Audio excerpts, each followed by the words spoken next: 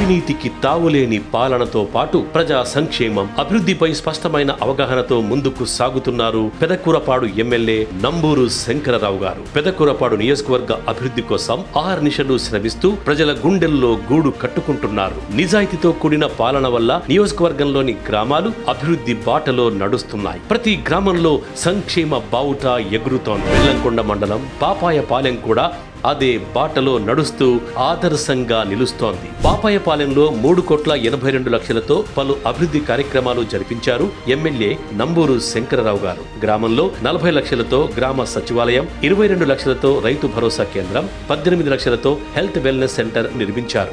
నాడు నేడు నిధులు 2,38,00,000తో 2 పాఠశాలల్లో మౌలిక వసతుల కల్పనతో పాటు అదనపు తరగతి గదులు నిర్మించారు. 16 లక్షలతో గ్రామంలో సీసీ రోడ్లు నిర్మించారు. 48 లక్షలతో జలజీవన్ మిషన్ పనులు త్వరలో ప్రారంభించి ప్రతి ఇంటికి సురక్షిత మంచినీరు అందించనున్నారు.